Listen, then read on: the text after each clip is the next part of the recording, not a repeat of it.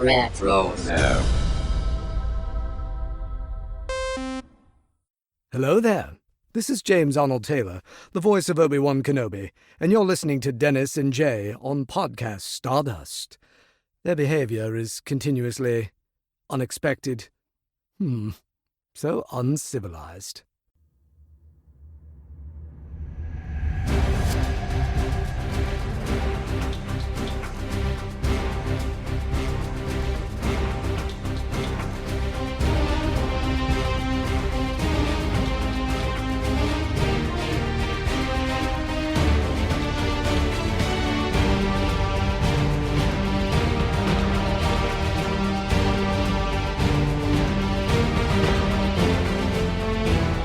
Hello, and welcome to Podcast Stardust. This is the fully armed and operational podcast dedicated to Star Wars news, reviews, and discussion. I'm Dennis Keithley. And I'm Jay Krebs. And we're getting this week started with a discussion of another episode of the Clone Wars. But before we get to that, Jay, remind everybody where we can be found around the internet. Sure thing, Dennis. We are on Facebook, Twitter, and Instagram at Podcast Stardust.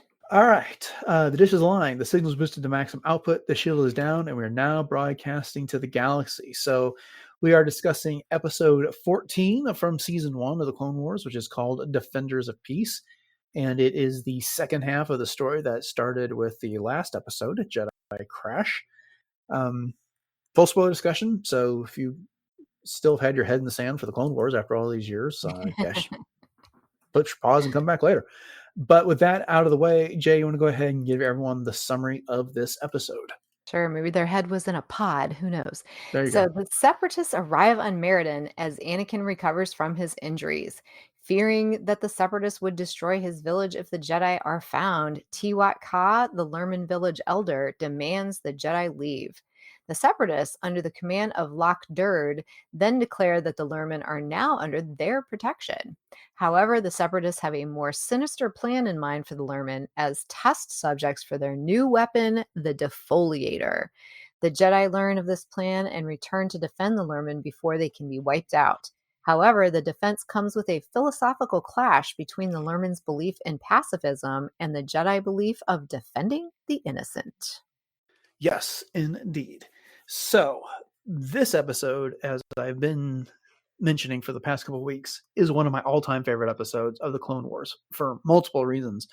Not least of which is that this was the episode that my oldest really discovered Star Wars with.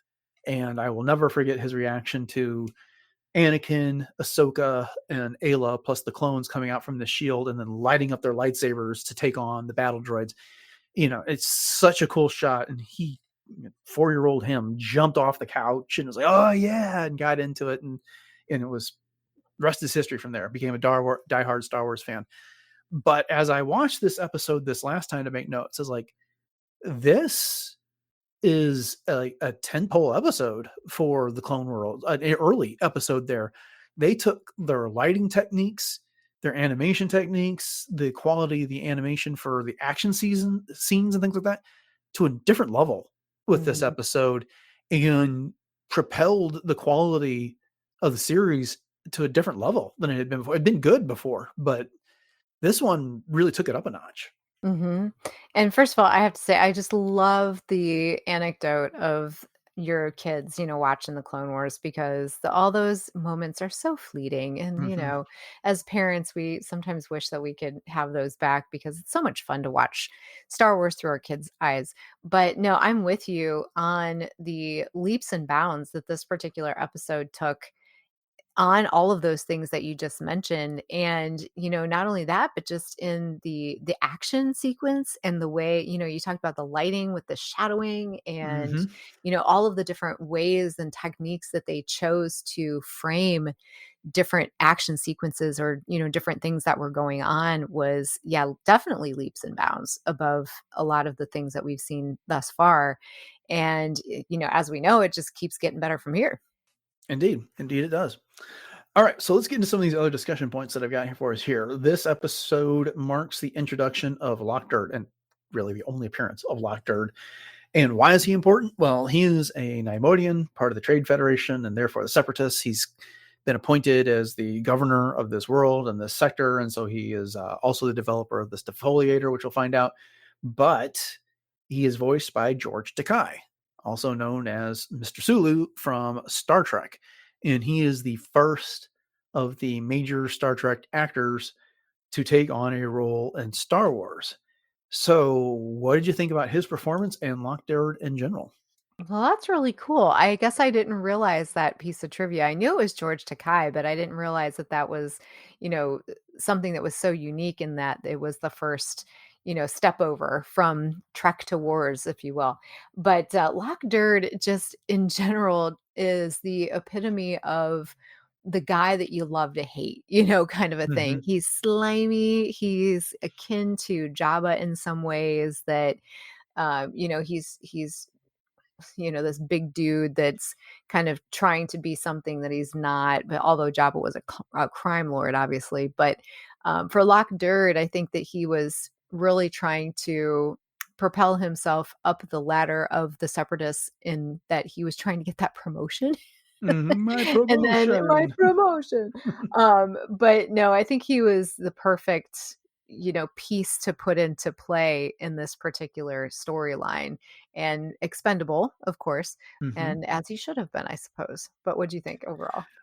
George Takei was the perfect person to cast for Oh this yeah, role. The voice definitely. worked tremendously well for this episode, and just the way he was able to deliver those lines, my promotion, or help, I'll be defoliated, when Anakin destroys the tank and the defoliator shell comes out of it, and just the way he's able to deliver some of those lines. He's talking to Tiwat Ka, and it's like, you are now under the protection of the Separatists. I congratulate you on your good fortune. And then, without meaning to be, Tiwat Ka says, thank you, but we had good fortune well before you arrived. Just some very clever writing in that regard. Mhm. But no, you're right. I mean, Lok Durd is just, this middle management lackey type trying to make a name for himself. He develops this weapon for Count Dooku, and they initially test it in an open field on a couple droids. The droids survive, but we'll get to what Aayla has to do to help out Commander Bly in just a second. But then, that's good, not good enough. Count Dooku wants to make sure that's going to work on fauna as well as flora, and Lok Durd's response is, well, that's why I've chosen this planet, because I've got colonists that will make perfect test subjects. And, I'm almost surprised the line, it's like, it's not personal, it's just business, didn't come out of his mouth right after that, because that was Yeah. clearly his attitude about the whole thing. It's like, who's going to miss these little colonists? Nobody. Yeah, yeah, it's, like, expendable, and Dooku's like, "Okay, yeah, go for Yeah. it." And as much as I like this episode, I feel like Dooku can get portrayed a bit inconsistently at times in Star Wars, because I think of Tales of the Jedi, for instance, and for him it was almost a very reluctant fall to the dark side, that Mhm. he saw these things going on in the galaxy and the Jedi's place within it, and he made this decision to follow the Sith to try and reform the galaxy and stuff like that. But this type of thing is just straight out evil. You know, Mhm. sacrificing Lurmen to test a new piece of combat artillery. Right. Yeah, I think Clone Wars in general really frames Count Dooku as very evil. You know what I Mhm. mean? Because even in Attack of the Clones, you sorta get a little bit of a glimpse that maybe he's feeling that things are going too far. Mhm. No, So, no, you're absolutely right. yeah. And especially if you look at some of the novelizations, it Right. is a situation where it's just kind of like, this status quo cannot hold. We've got to change things.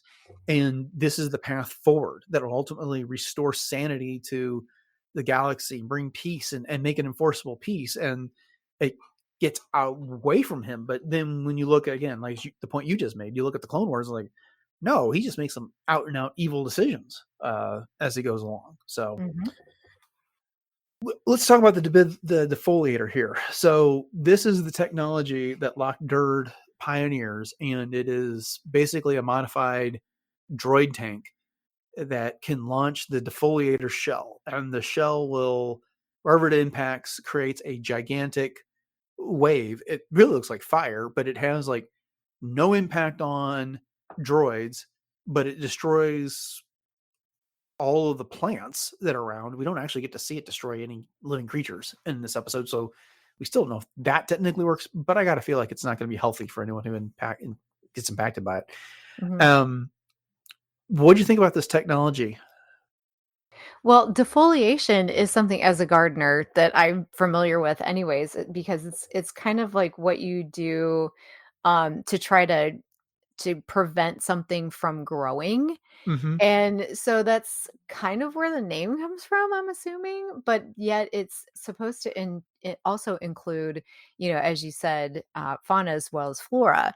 So, and they never actually did realize that if that was going to happen or not. So the choice of the name kind of cracks me up in a way because it's very, plant-based in that way, but it does make sense sort of in that way as well. But I don't know, it almost makes me laugh because I don't know, the word defoliator just is kind of funny when it rolls off the tongue. But I think it's very menacing, Yeah. and it was very believable in terms of, if the first time that you're watching this, you may not realize that, Bly makes it out. I mean, unless you know his story later on, but, you fear for him and you Mm-hmm. fear for the Lurmen because it is very like, oh my gosh. But my feeling too is, where did this technology go after this? I mean, Yeah. I know Anakin disabled this, but you're telling me this is the only one that ever existed and there's no plans to build another one? If the Separatists had plans for a Death Star and the first Death Star got blown up and they could build another one, you would think the Right. defoliator technology would have had blueprints stashed away somewhere that they could have Exactly. made another one, and it would have been less of a extensive project to do that as it Right. would have been to make a Death Star. So Yeah. yeah, no, that was one of the things I was thinking about as well.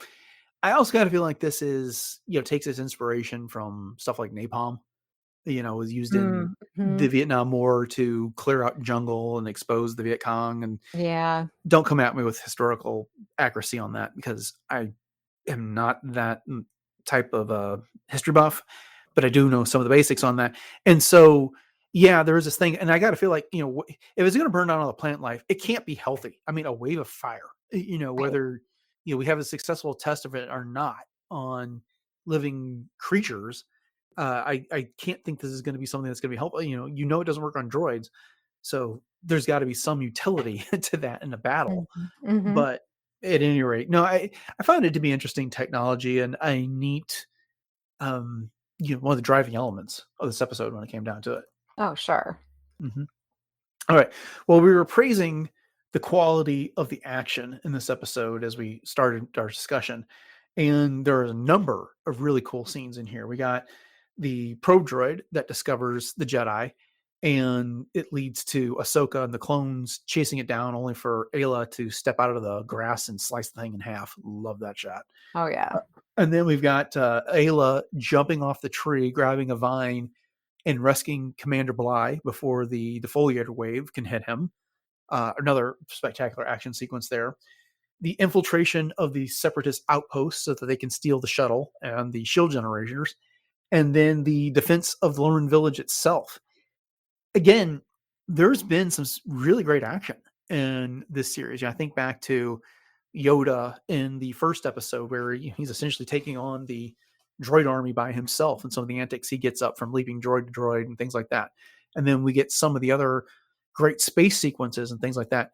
But I can't think I don't think any episode up to this point had this type of variety of action that was done so well and had such great camera techniques to it.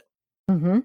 Oh, yeah, I agree, and this is just classic, beautiful Jedi action, I Mhm. mean, whipping out those lightsabers and hearing that snap hiss, and Mhm. then just watching those droid parts just falling left and right, and as I was alluding to earlier, some of the shots that were framed with, Ahsoka, for example, in the shadows, and all you see is these droid parts just kind of falling to pieces, Mhm. and then there's that one hero shot of all of them together, with Anakin in the middle with all of their lightsabers drawn, and then Bly and Rex are on either side, and they're just all there together, and they're taking on these battle droids. So, and I mean, the colorization is beautiful too, with the shield generators and the way that again, akin to the Phantom Menace and that type of thing. And yeah, I mean, just round after round of like the greatest hits of different action sequences. So it's understandable, that your kids when they were little really were sucked in by this. And you even see Ahsoka and Ayla, for example, scaling that wall in 3 bounds, just Mm-hmm. force leaping from one to the next to the next. So I mean, it's just excitement from start to finish in that way. Yeah. Some of the particular things that really stood out to me is like during that pursuit of the pro droid, you got that camera angle that's right on Ahsoka with the 2 clones flanking her. And it's Mm. almost that shaky cam type of an Oh image. yeah. And then as the probe is fleeing there, they're jamming it. And like I said, while those 3 are frantically chasing the pro droid, Ayla just kind of calmly blends in with the grasses. And then she steps out and whoosh, slices the thing right in half. Yes. Really well thought out scene and Mhm. crafted excellently. To your point about the infiltration of the Separatist outpost or communication station, I think is what they call it. The one of the things I wanted to note also was that 3-point leap that Ayla and Ahsoka made up the walls. They dodged the lights, the spotlights to get to the wall, and then jumped up there. And then just how they kind of carefully snuck around the base, taking out the droids. There's a really cool shot, and it is Ayla's shadow, and you can see, she pulls out her lightsaber and decapitates one of the droids, and all you get it is from the shadow, but it is so cool looking. Mhm. Bit of humor thrown in there when Anakin and the clones get into the base after Ayla opens the door for them. There's a kind of a command post, and there's 3 battle droids there, and the one is talking to and the one is talking, giving commands, and then all of a sudden Rex shows up behind one of the droids and kind of like puts his hand over. It doesn't have a mouth, so I guess Right. wherever the audio speech comes from, he puts his hand, pulls it down. The classic sneaking up behind someone, covering their Mhm. mouth and knocking them out type of scene. And then the other clone shows up and starts beating on the other droid. And while the command one's like, "Hey, wait!" And then Anakin slices it in half. Blended a little bit of humor, but it's just the editing and the timing of that sequence, as well as just some of the cool things they do, just really sells it, really makes it.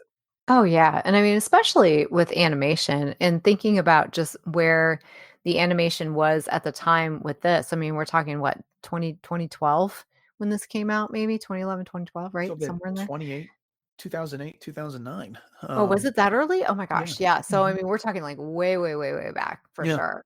But yeah, and later on, there's the scene when the Lurmen take out the battle droids with their, I don't know if it's rope or whatever it is, and Mm. then Ahsoka just walks around and just puts her lightsaber in the sand and just beheads all of the battle droids.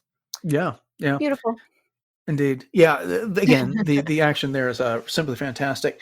And as long as we're talking about angles and stuff like that, you also brought it up, the lighting in this Mhm, episode, whether it is the way they use the spotlights or the background lighting in that infiltration scene, or the effect of the defoliator blast to light mhm. things, and even the sunset at the end of this episode and the way it enhanced color and cast shadows. Oh yeah. Again, it's something that they've been working on the course of the series, but this episode particularly nailed it. That's for sure. And I Mhm. wonder, I didn't get a chance to look at the episode guide to see if there was someone specific that was in charge of the storyboards and colorization this time that was different, or if it was just sort of a group effort. As far as that goes, they only um, just shared some concept art in the episode guide. Okay. They didn't really highlight any particular person. All right. So the other thing, there's this also, again, we get this constant clash of beliefs. The Tiwaka is a pacifist. We talked a bit about this last time we talked about the Clone Wars, and he's willing to die for that belief. They aren't going to engage in violence and killing, although ironically, it's droids that are not alive that are attacking them, so they're not killing anything if they defend themselves in this episode. But it's really the notion of violence that he is reacting to here.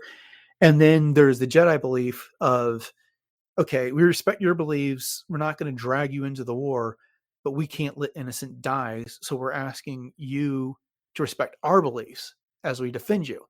Mhm. And that lands with Tuatka's son, Wag 2, on this. And then there's this other comment that's made by Ahsoka when they first leave the Lurmen village.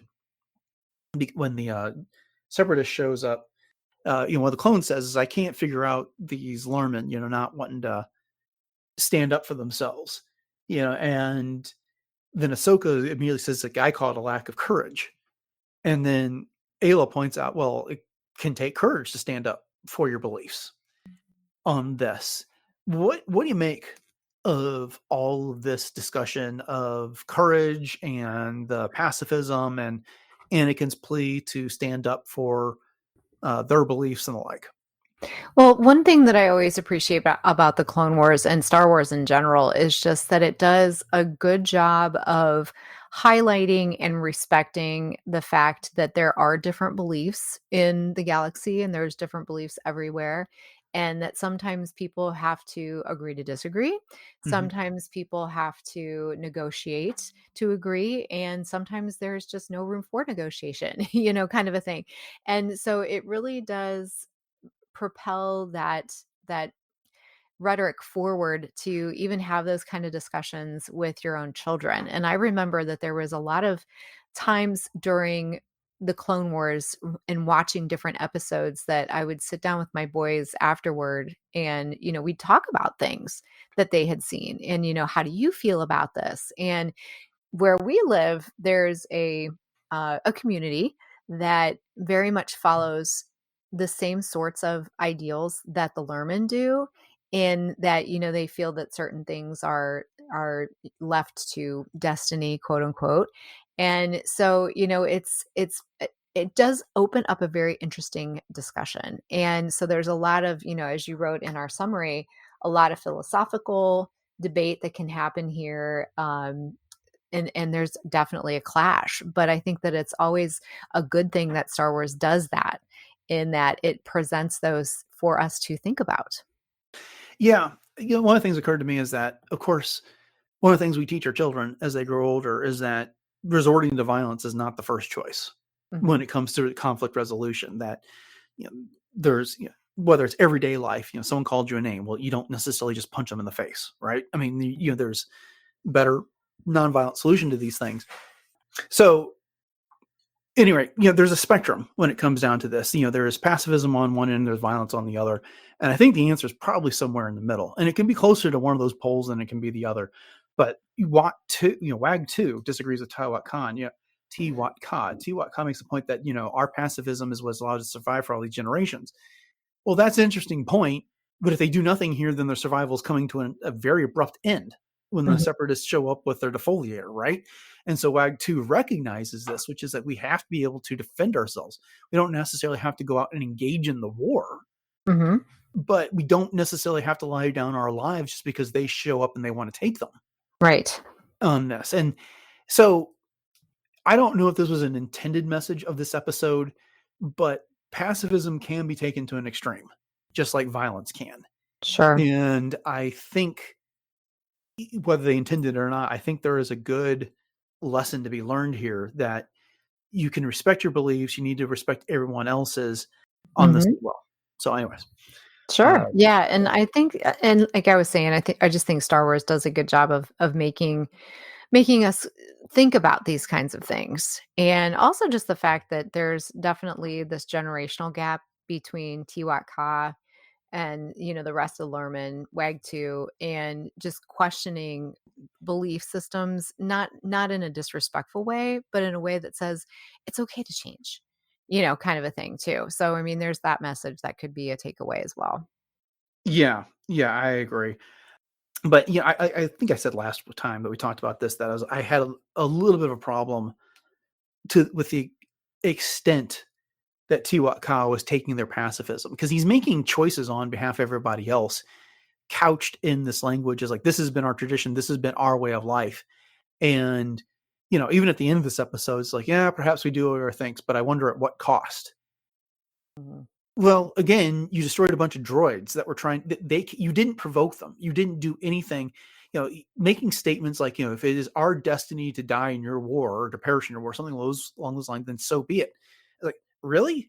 Because what lesson is anyone learning?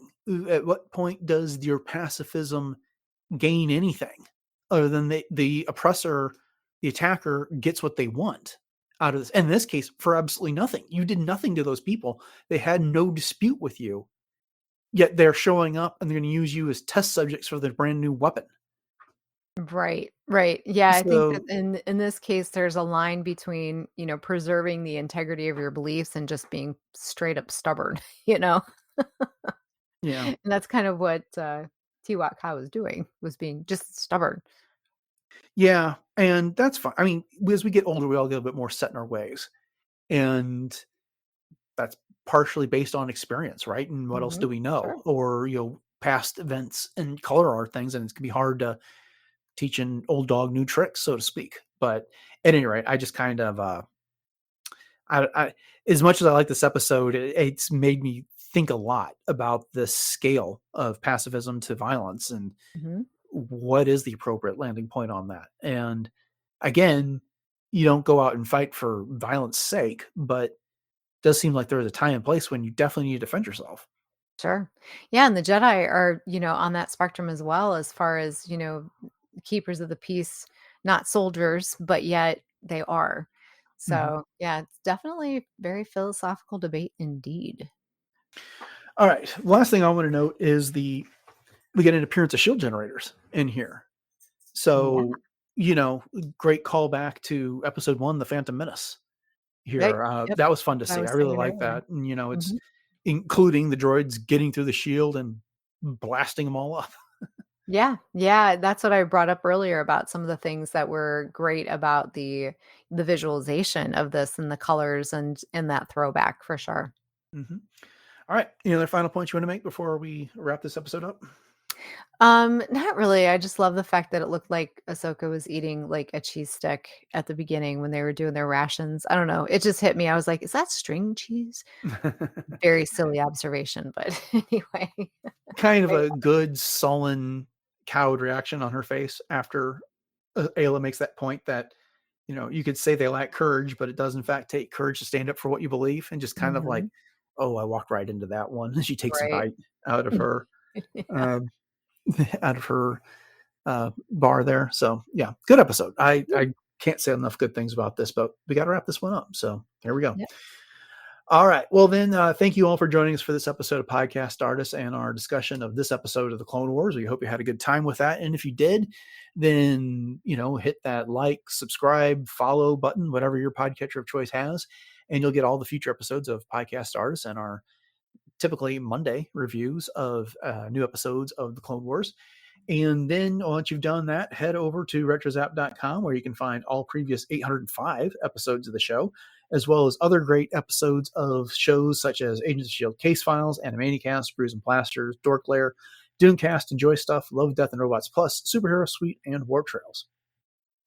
And then once you've done that, consider reaching out to us on social media or following us there. And with that in mind, Jay, you want to go ahead and give everybody our social media contacts one more time and let them know where else they can find us on the internet. Sure, always my pleasure. We can be found on Instagram, Facebook, and sometimes X at Podcast Stardust. And you can always hit up our Pinterest boards for tons of different Star Wars ideas that fit every mood and aesthetic. And you can also hit us up on our other outlets, everything from Spotify to YouTube and our YouTube music channel. And all of those actually do support reviews as well as YouTube and YouTube music also support comments and other things. So if you want to head over to all of those, you can like, subscribe, share those out, and we'd love to hear your thoughts on those as well. And then we also have our links in our show notes that you can head up for Discord, which is our real-time chatterbox, if you will. And all of the RetroZap shows also have their own rooms. So if you're unfamiliar with Discord, it's just a fun place to just interact in real time, leave messages and such. And then on our T Public site, which also is in our show notes, you can pick up one of 7 different show logo designs available on all kinds of fun things from t-shirts and sweatshirts and coffee mugs and just all kinds of great items. So once again, head up that link in our show notes. All right. Before we go, you remind everybody what you got going on as cosplay. Sure. So you can always catch me on my Instagram, which is at j.snipscosplay. And I'm just coming off of a Maker Faire experience. So you can check out some of my posts there. And I'm always doing posts for things like Tano Tuesday, Fulcrum Friday, lifting up other cosplayers, content creators, and the like. And so, yeah, once again, that's at j.snipscosplay. Okay, upcoming on the show on Wednesday, we are getting into a new round of the Phantom Menace trivia, and then on Friday, we end the week with a look at Star Wars news. So, thanks for listening to episode 806 of Podcast Stardust, everyone, and have a great week. And until next time, may the Force be with you.